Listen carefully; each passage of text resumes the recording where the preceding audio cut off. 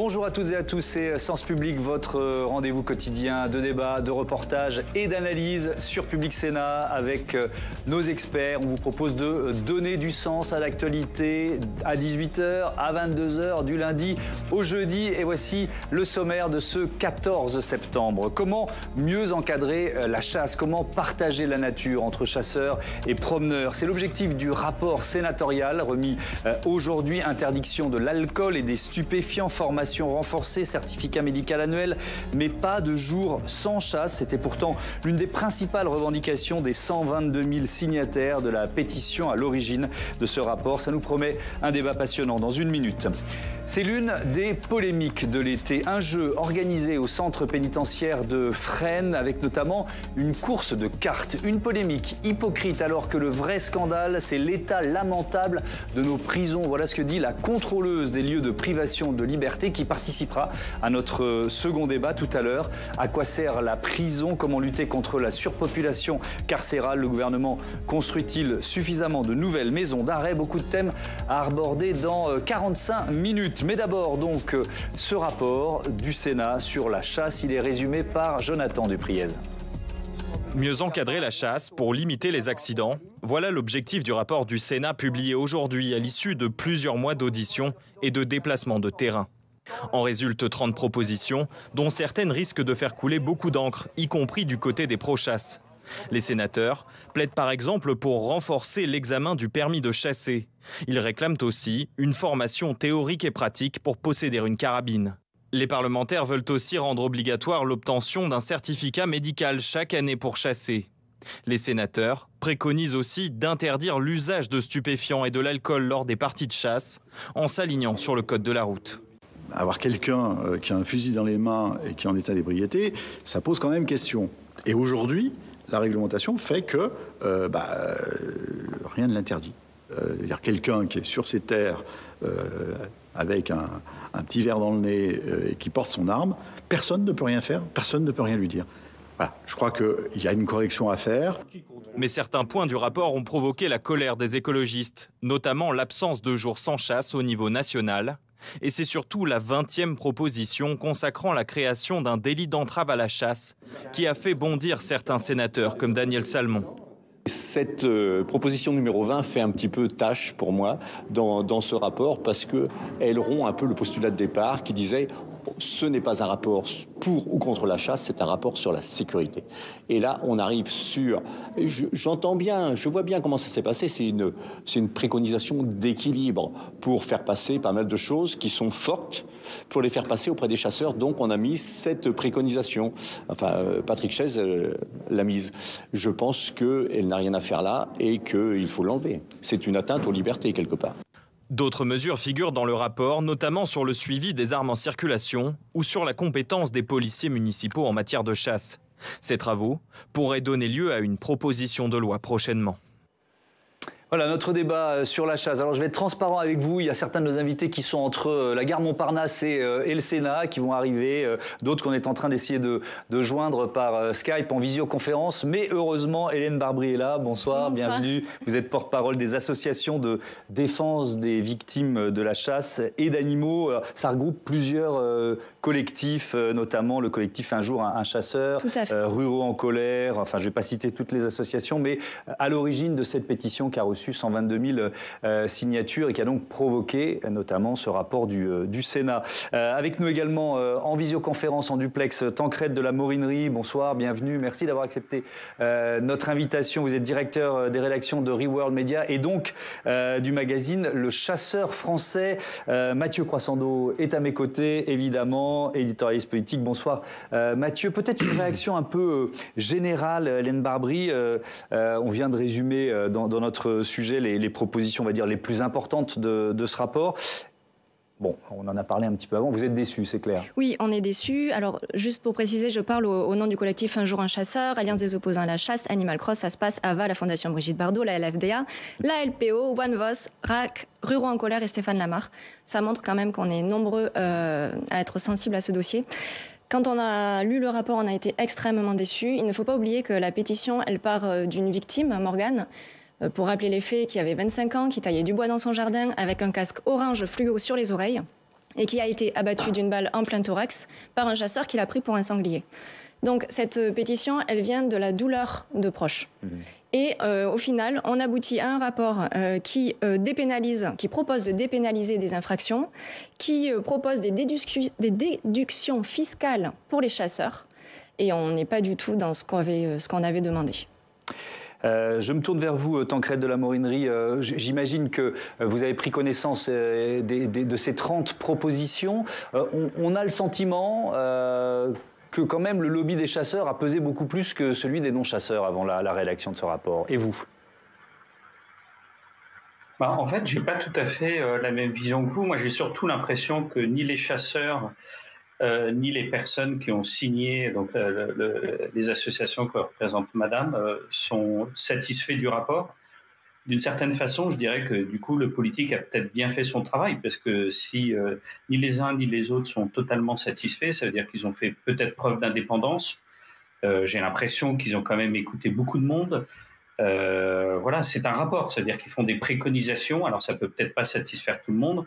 En tout cas, c'est vrai que c'est un sujet, je trouve qu'ils s'en emparent en ayant un certain nombre de propositions qui peuvent peut-être plaire ou non aux chasseurs ou aux gens qui s'opposent à la chasse, mais en tout cas, ça permet au moins d'avoir une base pour pouvoir regarder ces questions-là. Il y a eu effectivement plus de 170 auditions ici au Sénat, donc ça a été un travail de fond qui a été réalisé. Je reste avec vous, Tancrède de la Morinerie. Qu'est-ce qui, pour vous, peut déplaire aux chasseurs dans ce rapport ? Je pense que il peut y avoir un certain nombre de contraintes et de mise en place de choses qui peuvent effectivement déplaire, ou en tout cas, voilà, les chasseurs peuvent trouver ça assez contraignant. En revanche, le rapport montre qu'il y a une très forte baisse depuis 20 ans des accidents de chasse. Et ça, vraiment, moi qui prends mon permis de chasse tous les ans et qui suis chasseur, je m'en réjouis parce qu'à chaque fois qu'il y a eu des victimes, c'est un drame. Et les chasseurs sont les premiers choqués, il faut le dire. Hein, c'est ça aussi. Donc moi, je trouve ça bien qu'il y ait cette très forte baisse des accidents de chasse et ça va continuer parce qu'il faut aller un matin à une chasse en battue, entre autres pour le sanglier, pour voir comment sont répétées à chaque fois les consignes et comment tous les chefs de ligne et responsables de chasse sont impliqués. Donc c'est rentré depuis longtemps dans les mœurs et maintenant je pense que les chasseurs sont extrêmement prudents. Donc ça, à nouveau, on va encore insister sur ces choses-là et tant mieux, quoi. Alors je vais vous donner la parole sur ces chiffres et sur la baisse des accidents. Mathieu, vous vouliez intervenir ? Moi, je suis pas du tout un spécialiste de la chasse, mais j'ai lu ce rapport donc comme un béotien qui découvre, et je trouve que ça dresse un constat des pratiques actuelles, en creux, qui me paraît assez désarçonnant, si j'ose dire. Je vous prends 4 propositions. La numéro 4, renforcer l'examen du permis de chasser en rendant obligatoire la maîtrise des armes semi-automatiques, et on sait qu'il y en a quand même quelques-unes, et une épreuve de performance au tir. Donc déjà, on peut chasser sans forcément être performant au tir. Je trouve ça quand même assez dangereux. Rendre le certificat médical obligatoire, comme pour tous les autres sports d'armes. C'est-à-dire annuel. Hein. Chaque année, on le sait qu'on en a un quand on passe le permis. Mais annuel, c'est-à-dire... Sinon, voilà, on peut être dans n'importe quel état de santé, on peut avoir la maladie de Parkinson et continuer à chasser comme ça pendant des années. Interdire l'alcool et l'usage de stupéfiants lors de la chasse. Mais où on en est? Ça veut dire qu'aujourd'hui, on peut, on l'entendait dans le reportage tout à l'heure, chasser alors qu'on est bourré. Développer une culture du tir, on espère au moins qu'on a développé une culture du tir. Et je vous donne la dernière, sur la sécurité qui m'a profondément choqué. Je me demande où ces gens vivent. Alors, graduer la suspension ou le retrait du permis de chasser en fonction de la gravité de l'infraction. En clair, en cas d'homicide par tir direct, le retrait du permis pourrait être systématique et l'interdiction de leur passer portée à 10 ans. Autrement dit, quand vous avez un chasseur qui tue quelqu'un par tir direct, la suspension du permis n'est pas automatique aujourd'hui. Là, les sénateurs recommandent qu'elle pourrait être systématique et qu'on pourrait lui interdire de repasser le permis pendant 10 ans. Mais enfin, dans quel monde on vit? Oui. Tancrède de la Morinerie, est-ce que je vous voyais là sur mon écran de contrôle un peu réagir. Moi, j'ai eu un peu le même sentiment en lisant le rapport cet après-midi. Alors peut-être que nous, on est des urbains hors sol. Hein, et pas anti-chasse, hein, mais juste pour que ce soit encadré, régulé. Mais on se dit, comment ça n'a pas été fait avant, quoi? En fait, il y a un problème de méconnaissance sur la chasse et l'examen du permis de chasse. Il faut savoir que le permis de chasse, vous avez 2 examens. Vous avez un examen théorique et un examen pratique. L'examen pratique, vous avez pendant une journée vous êtes devant des inspecteurs de l'Office français de la biodiversité, vous leur montrez comment vous maniez l'arme. Si à un moment, vous avez un geste qui peut porter à confusion sur la façon dont vous manierez cette arme, vous êtes éliminé. Donc ça veut dire que quand monsieur, votre journaliste, que je trouve d'ailleurs très sympathique, je rêve de l'emmener à la chasse pour lui faire découvrir à quoi ça correspond vraiment. En fait, on est habitué à manier des armes depuis notre plus tendre enfance. Depuis l'âge de 16 ans, on va dans des stands de tir, on est accompagné par nos oncles, nos pères, nos grands-pères. Voilà, quoi. On multiplie le maniement de l'arme, et lors du permis de chasse, effectivement, on contrôle si on sait bien se servir d'une arme, entre autres un fusil, le casser, désarmer une arme et tout ça. Et par ailleurs, je voudrais quand même dire un truc, c'est que l'amalgame sur l'alcool et éventuellement les stupéfiants à la chasse, c'est désolant, quoi. Bien évidemment. Mais pardon, c'est écrit noir sur blanc dans le rapport. Donc si c'est écrit noir sur blanc dans le rapport, c'est bien qu'il y a un souci. Ben non, mais c'est qu'il n'y a pas du tout de souci. Je veux dire, regardez, quand il y a des accidents en état d'ébriété, par exemple, quand quelqu'un conduit, on ne demande pas à tous les gens qui montent dans leur voiture de souffler dans le ballon. Non, mais vous voyez ce que je veux dire. Peut-être qu'une fois ou deux, il y a eu des gens qui ont été en état d'ébriété, et le cas malheureusement de Morgane que citait Madame, la personne n'était pas en état d'ébriété. Vous voyez ce que je veux dire. Donc arrêtons ces amalgames, je vous en supplie, quoi. C'est atroce, quoi. Alors, la parole à Hélène. Je me permets de revenir vers vous. Si vous êtes en voiture et que vous vous faites arrêter par la gendarmerie qui vous fait souffler, si vous êtes alcoolisé, on vous retire le permis. Demain, vous allez en forêt chasser, vous êtes alcoolisé, on ne vous retire pas le permis. On va laisser parler Hélène Barbry, vous avez eu la parole longuement, je vous la redonnerai après. On ne vous retire pas le permis si vous chassez sous l'emprise de l'alcool. C'est parfaitement légal. Et par rapport aux homicides dont vous parliez, il faut savoir qu'un homicide involontaire commis en voiture est sanctionné beaucoup plus sévèrement qu'un homicide involontaire commis à la chasse. Et les suspensions de permis, elles sont de 5, 10 ans et 10 ans, et elles sont très très faiblement prononcées par les juges. Je voulais juste vous lire un petit témoignage pour vous montrer l'ampleur de la problématique de ces suspensions et de cette dépénalisation qu'il y a. C'était en 2012. Nicolas, 12 ans, fait du quad, comme chaque dimanche avec son père, en Seine-Maritime. Il tombe sur un groupe de chasseurs et s'arrête. Le chasseur leur demande « Vous n'avez pas vu les pancartes ?» Il répond qu'il n'en avait pas à l'entrée du chemin. La suite, c'est le père du défunt de l'enfant qui raconte « Au moment où j'allais mettre en route le quad, j'ai entendu le coup de feu. J'ai senti Nicolas s'écrouler sur mon dos. Le chasseur disait « Merde, merde, j'ai fait le con. » J'ai vu le petit la tête pleine de sang. Les chasseurs ont essayé de faire les premiers soins, c'était trop tard. Fin de la citation. L'expertise balistique dira que le fusil était très vieux, que son cran de sécurité ne fonctionnait pas, que le chasseur n'avait pas cassé son fusil, enfin qu'il n'avait respecté aucune règle de sécurité. Et qu'est-ce qu'il a eu, ce monsieur? Il a eu une suspension de 5 ans du permis de chasse pour avoir tué un enfant de 12 ans en quad qu'il avait face à lui. On est vraiment dans une problème. Mais il n'a pas eu de prison ferme, rien. On est vraiment dans un problème de sanctions. Et là, ce rapport, il propose, en proposition numéro 10, de développer des stages alternatifs aux poursuites pénales en cas de comportement dangereux. On est dans un allègement des peines. Donc vous dites que depuis 2012, en fait, parce que ça date de 2012 que vous nous racontez, ça n'a pas vraiment changé. Non, on pourrait en citer, là je vous lis ce témoignage parce qu'il est poignant, mais on pourrait en citer... Et quand j'entends que les accidents diminuent, là aussi, je suis désolée, je suis obligée de rebondir sur les chiffres. Je pense qu'il manque d'un statisticien au Sénat. Les chiffres sont complètement faussés, ils sont biaisés, les calculs sont faux. On ose comparer les accidents de chasse à des accidents de trampoline ou de marche nordique. Mais un trampoline ou des chaussures de marche n'ont pas pour finalité la mort de quelqu'un, en fait, ou d'un animal. On compare le nombre d'accidents de chasse au nombre d'accidents de voitures qui percutent des animaux, mais il y a 38 millions de véhicules qui circulent, de véhicules de voitures, et il y a 1 million de chasseurs, donc on ne peut pas comparer ces chiffres-là. Et vraiment, c'est incroyable de voir qu'ils ont travaillé autant de mois sur un rapport et qui rien n'est concret, rien n'est fiable. Alors, vous avez l'un et l'autre cité une autre affaire qui avait évidemment défrayé la chronique, et je vais vous proposer tout de suite de voir un extrait d'un documentaire, d'un reportage format long réalisé par Samia Dechir, journaliste de la rédaction de Public Sénat. C'est justement l'histoire de Morgane avec sa compagne qui est à l'origine d'une des pétitions. Elle témoigne dans ce documentaire, regardez. C'était le 2 décembre 2020, vers 16h50, 17h, donc en plein hiver, fin de journée. C'était encore en confinement. Et Morgan est allé couper du bois dans ce bosquet ici, qui se trouve à une centaine de mètres de sa maison. Il avait un casque orange, une tronçonneuse, et en fait, aux alentours de 16h50, 17h, il y a un chasseur qui l'a pris pour un sanglier et qui a tiré, qui l'a touché au thorax. Il y a eu une tentative de réanimation, mais au final, il est décédé quelques minutes après.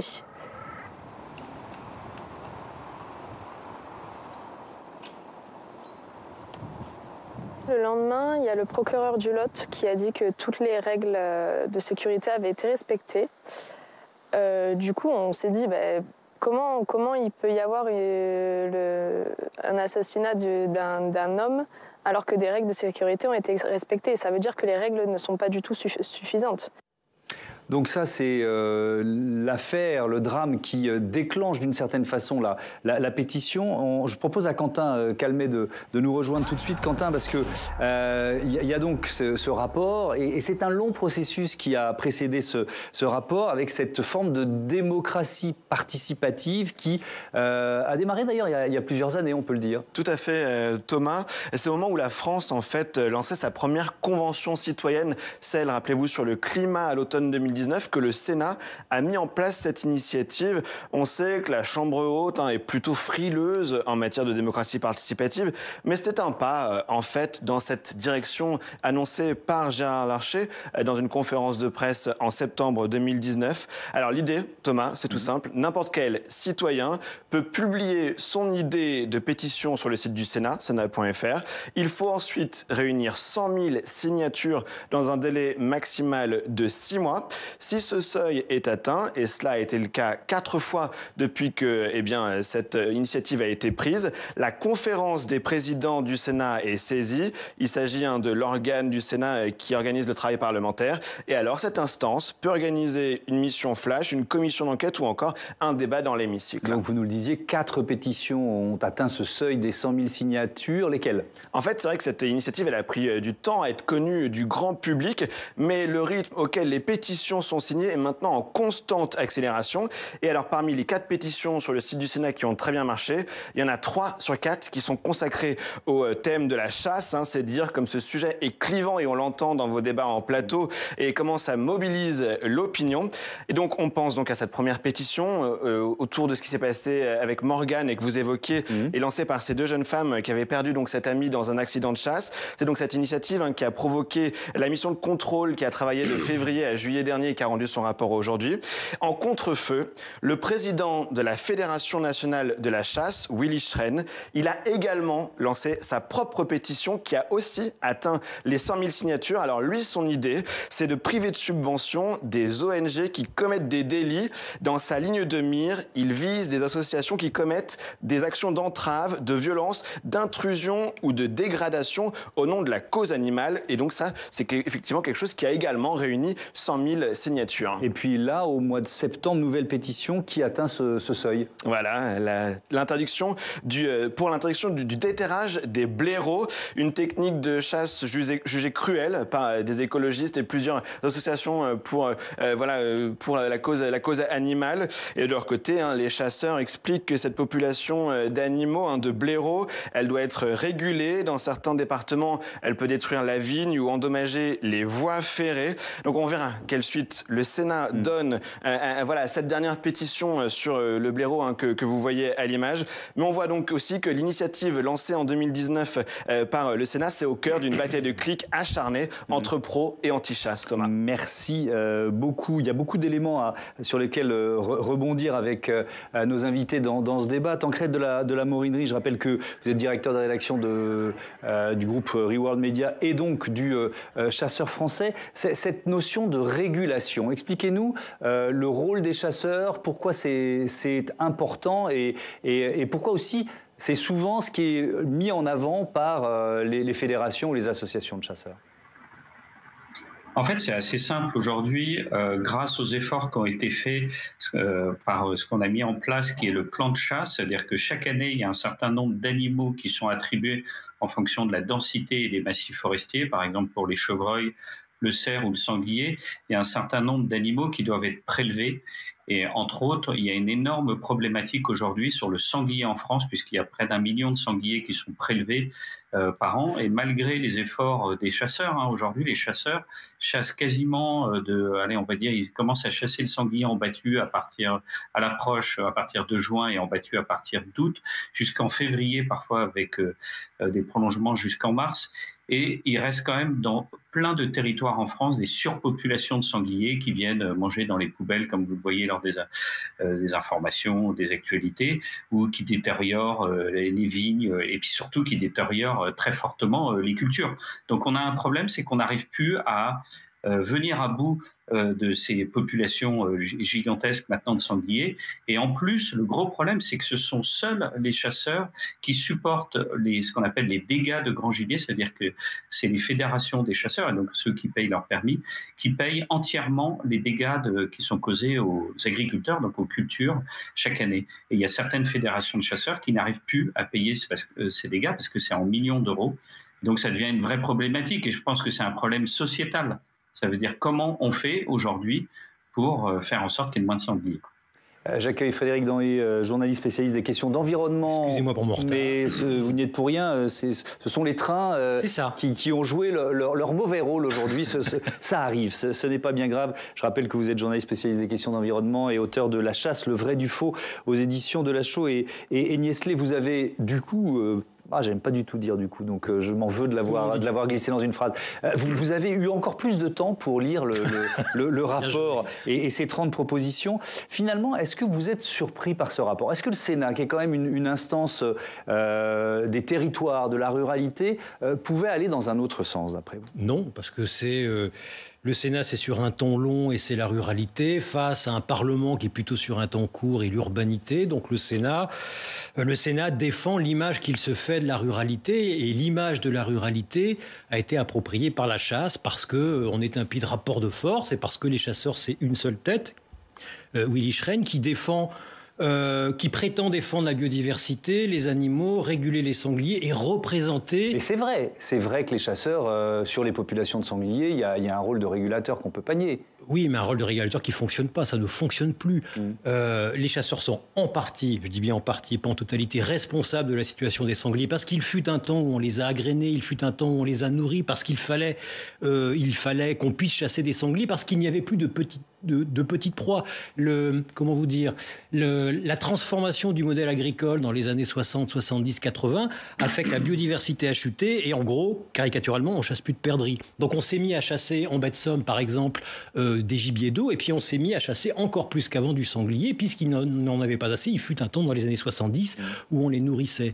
Est arrivé là-dessus le changement climatique qui a favorisé les portées, etc. Donc aujourd'hui, oui, il n'y a plus que les chasseurs, enfin il n'y a pas que, il y a aussi des chasseurs dits assermentés, par exemple à l'ONF, les louvetiers, mais ils s'en sortent plus. Donc quand les chasseurs disent on régule cette biodiversité déséquilibrée, c'est faux et archi faux. Ils ne régulent plus rien. La situation leur a complètement échappé. Elle a échappé à tout le monde. Bon, il nous manque dans ce débat un sénateur ou une sénatrice pour défendre le rapport. Ce sont des choses qui arrivent. Je n'ai pas dit que le rapport était mauvais. Pardon, mais je voudrais du coup redonner la parole à Tancrède de la Morinerie sur ce rôle de régulateur. Parce que vous, manifestement, avec Frédéric Danhé, vous avez deux visions qui ne sont pas la même, qui ne sont pas les mêmes. Expliquez-nous.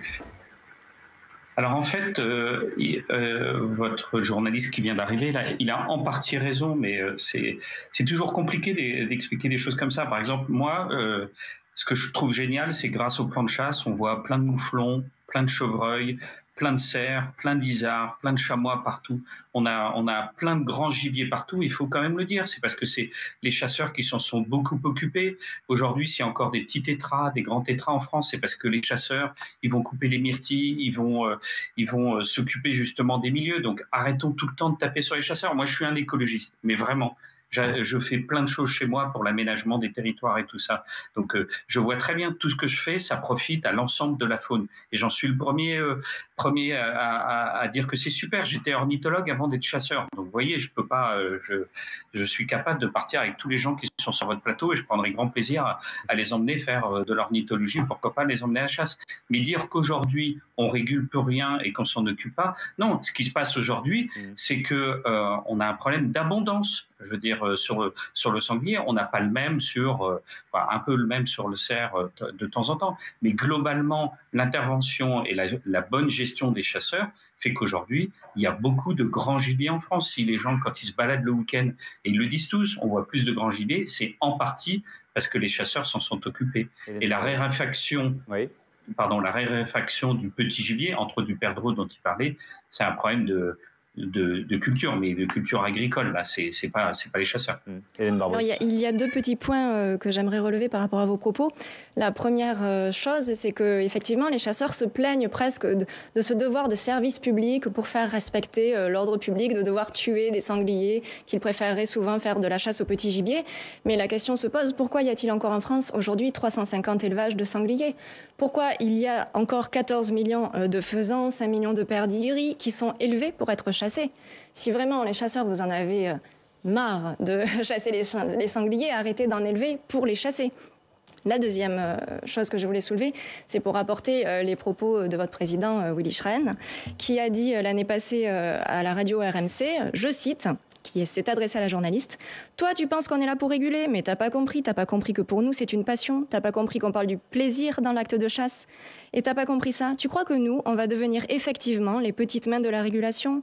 Moi, mon métier, c'est pas chasseur, j'en ai rien à foutre de réguler. » À partir du moment où votre porte-parole a ses propos en public, on se pose question quant à la réalité de la régulation. Et en Suisse, au canton de Genève, la chasse est interdite, ils régulent. Autrement, il n'y a pas d'accident et ça se passe très bien. Bon, j'ai entendu ce que vous disiez, mais je reviens vers vous, Tancrède de la Morinerie. On peut réguler et ça peut être aussi une passion, c'est pas antinomique. En fait, c'est deux choses différentes. C'est-à-dire qu'il y a la passion de la chasse, c'est-à-dire l'acte de se balader dans la nature avec un rapport différent, effectivement, que d'autres personnes quand on est dans la nature. Et la régulation, effectivement, de ce que voulait dire, et de façon un peu peut-être provocateur, le président de la FNC, c'est que se retrouver tous les dimanches ou toutes les semaines où on a comme consigne de prélever des sangliers, c'est pas forcément ce qu'on a envie, quoi. Vous voyez, quoi. Moi, je me retrouve de temps en temps dans des sociétés de chasse dans le sud-ouest où on arrive et le matin, ils disent, voilà, il y a encore des sangliers dans les maïs, ils envoient les chiens, tout ça, et le truc, c'est tout ce qui sort, on essaie d'en tirer le maximum, dont parfois des laits suités, puisqu'aujourd'hui, les consignes, c'est ça, c'est que parfois, sur certains territoires, il faut même prélever des laits, c'est-à-dire des femelles qui peuvent être gestantes ou qui ont des petits. Croyez-moi que nous, ça ne nous fait pas marrer du tout. Pendant des années, on les a épargnés justement pour permettre à ces populations de se développer. Aujourd'hui, on en est à essayer de prélever, de réguler le maximum de sangliers. Et effectivement, disons que c'est un contexte qui est totalement autre, c'est-à-dire qu'on a l'impression de mettre une casquette et effectivement avoir une mission de service public, alors que c'est pas celle pour laquelle normalement on prend notre permis de chasse. Vous voyez ce que je veux dire, quoi. Donc, alors, je vais alimenter ce débat. Allez-y, terminez. Non, c'est vrai, c'est un vrai débat. Ça veut dire que vous parliez, madame, du canton de Genève, et Dieu sait s'il y a un sujet qu'on a traité dans nos magazines. Quand vous dites que ça se passe bien, non, ça se passe pas très bien, non. Donc, voilà. Bon, ils sont obligés de payer des fonctionnaires pour prélever les sangliers. On va pas passer 10 minutes sur le canton de Genève. En revanche, la vraie question, et je vais redonner la parole à Frédéric Danhé juste après, c'est la question évidemment de ce partage de la nature, partage des espaces naturels. Et c'est pas forcément simple pour les élus. Je vous propose un autre extrait du reportage de Samia Dechir, donc long reportage qu'on a diffusé il y a quelques mois. Elle est cette fois-ci à Laillé. On est dans une commune d'Ille-et-Vilaine et là aussi ça commence par un drame. Un automobiliste a été tué par une balle perdue. Et puis ensuite il y a la question, on y revient, de la prolifération des sangliers, de la réaction de la mer face à cet accident mortel. Regardez bien. Donc ça commence là. Les sangliers sont de plus en plus nombreux et ravagent les terres des agriculteurs. Tout ça, c'est des dégâts? Ah oui, non mais là, on voit bien que tout est arraché, quoi.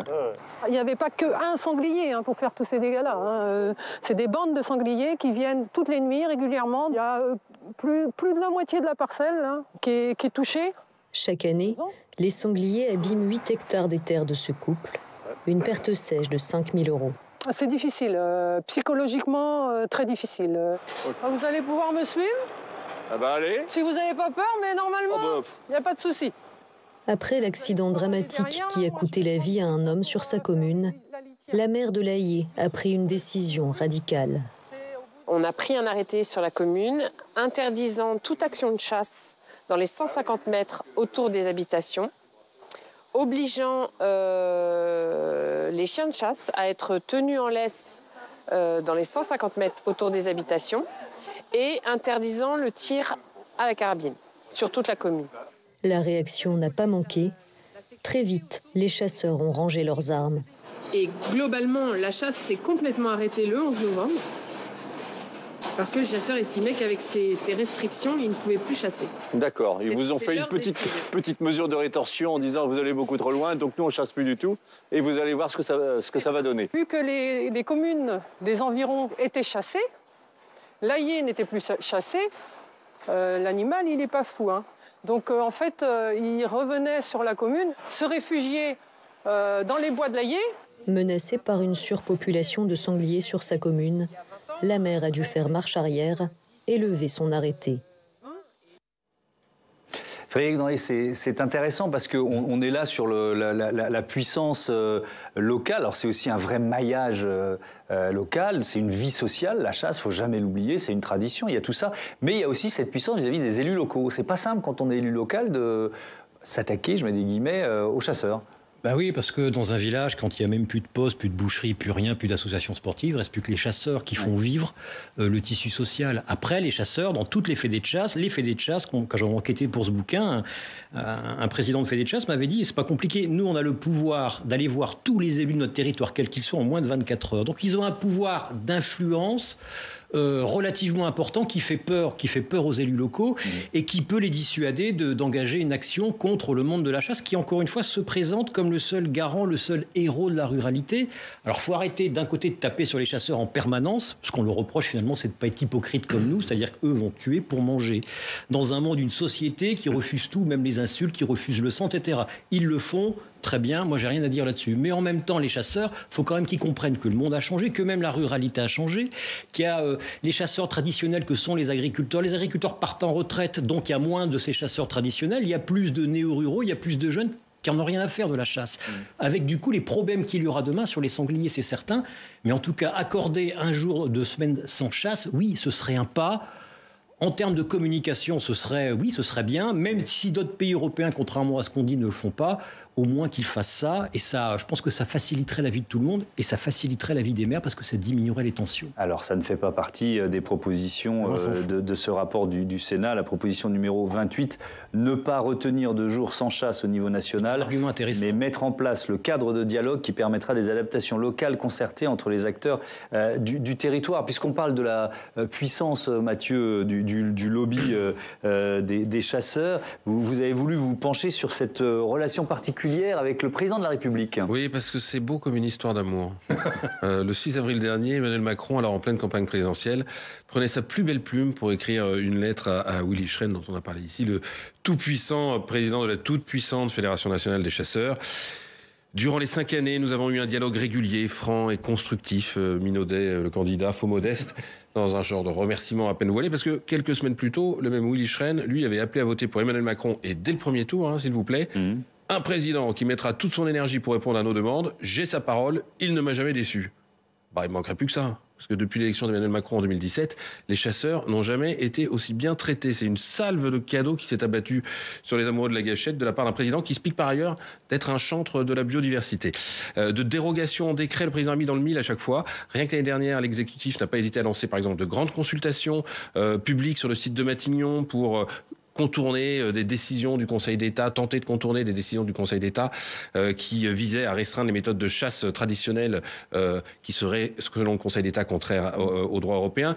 L'exécutif a aussi raccourci les délais entre la promulgation du calendrier officiel de la chasse et l'ouverture effective de la chasse.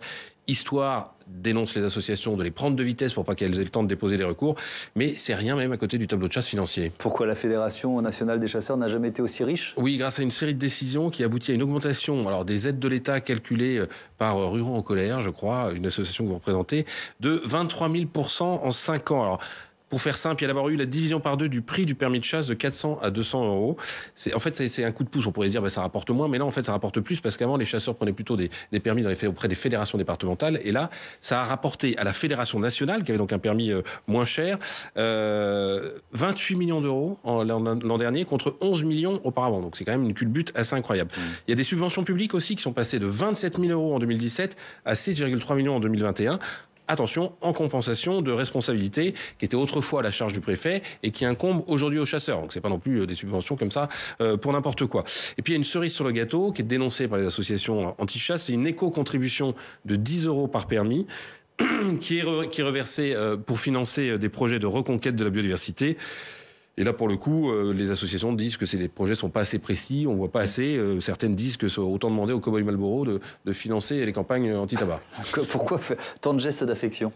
Alors pourquoi tant de gestes d'affection de la part du président de la République ? On pourrait dire que sa terre natale, la Picardie, est une terre de chasseurs. Peut-être le poids de l'histoire. Dans sa lettre aux chasseurs, Emmanuel Macron saluait un attachement séculaire à la ruralité, à ses traditions, à son environnement, à ses paysages. Au fond, la chasse lui donne des racines qu'une certaine partie de la population lui dénie par ailleurs. Et puis, il pense aussi que c'est un facteur d'attractivité. Il l'avait dit, par exemple, les chasses présidentielles, elles ne sont pas encore remises, mais ça fait partie de l'attractivité de la France.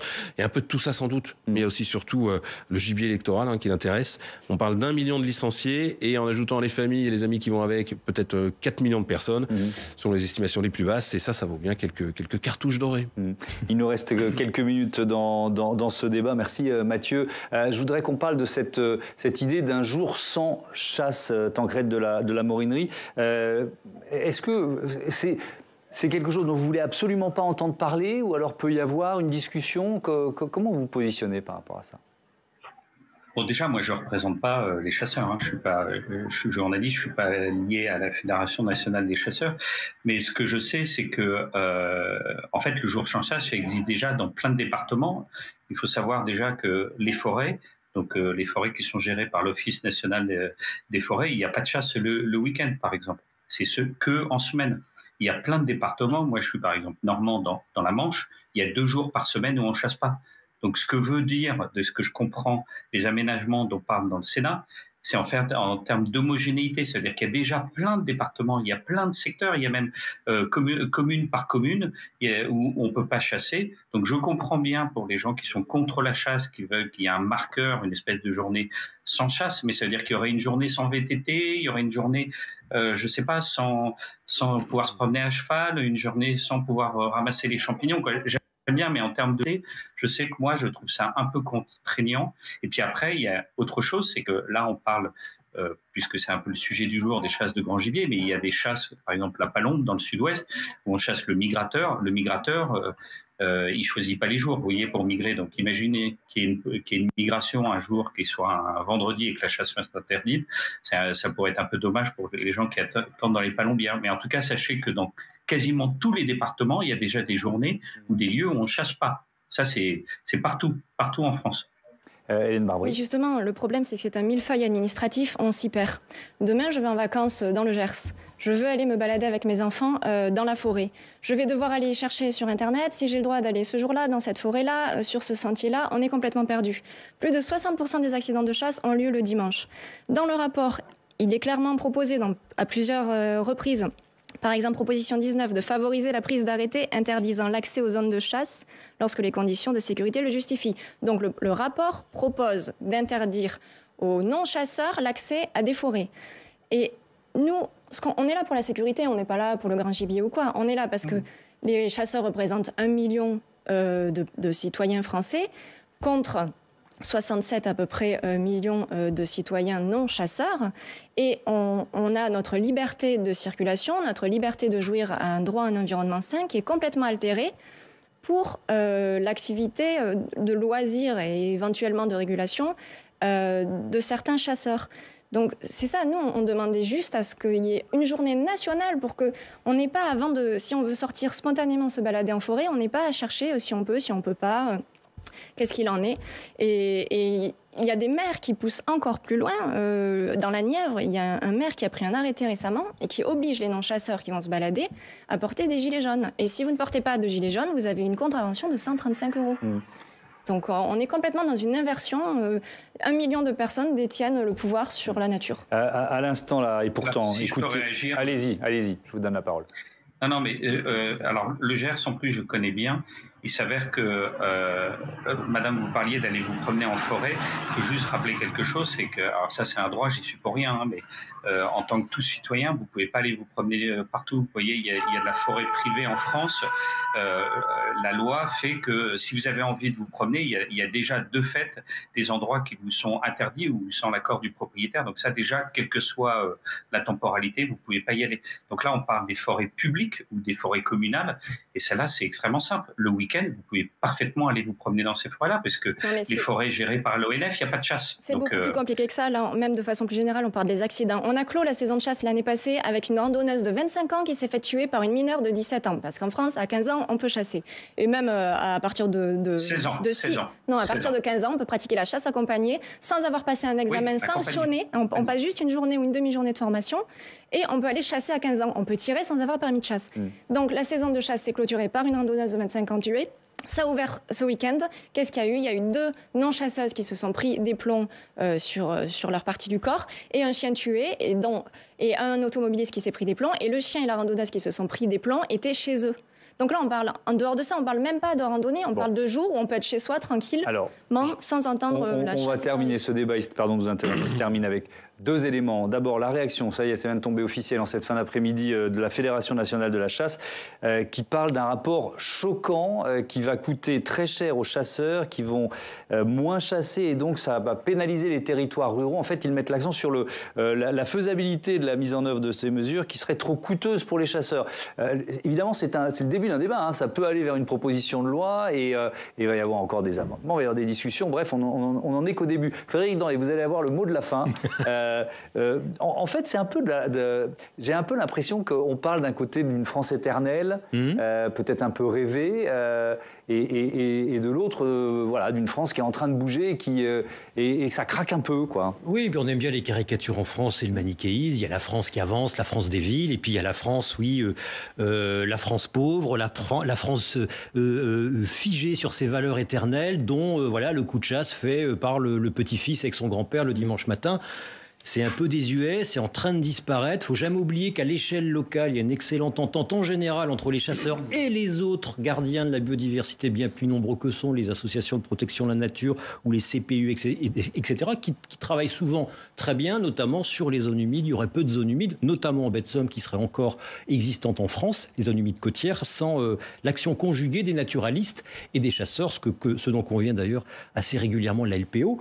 Sans les chasseurs et les naturalistes, il n'y aurait pas ce qu'on appelle les trames écologiques, les trames vertes et bleues, parce que les chasseurs, avec les naturalistes, en particulier les chasseurs qui sont tout le temps dehors, c'est eux qui connaissent le moindre bosquet, le moindre chemin creux, et sans eux, la cartographie des zones à protéger serait difficile à faire. Il n'en reste pas moins qu'il ferait mieux de faire quelques concessions, notamment sur ce jour de chasse, et puis arrêter cette, excusez-moi du terme, cette saloperie qu'est la chasse au blaireau, entre autres chasses dégueulasses. Parce que s'ils ne le font pas, ils vont perdre le peu qu'il leur reste de soutien dans la population urbaine et ça pourrait précipiter leur fin. Demain, on pourrait très bien avoir un pays sans chasse et on y perdrait quelque chose dans notre culture, dans notre anthropologie. Ce serait quand même dommage. Voilà. Merci beaucoup, Frédéric. Je vous en prie, Thomas. Merci à tous d'avoir participé à ce débat. Frédéric, je rappelle le titre de votre livre, c'est La chasse, le vrai du faux. C'est publié aux éditions Delachaux et Niestlé. Et puis tiens, je voudrais vous conseiller un roman, premier roman. Le titre, c'est Biche. Il est signé Mona Messine. Je suis en train de le lire. C'est un hasard absolu. C'est un jour de chasse vu par la biche qui raconte. Je vous laisse imaginer. C'est très très bien écrit. Merci encore à tous d'avoir participé à ce débat ici en plateau et en duplex. Et désolé pour ces difficultés. Ça arrive rarement. C'était pour ce soir, mais on s'en est sorti et je suis sûr que ce débat vous a passionné.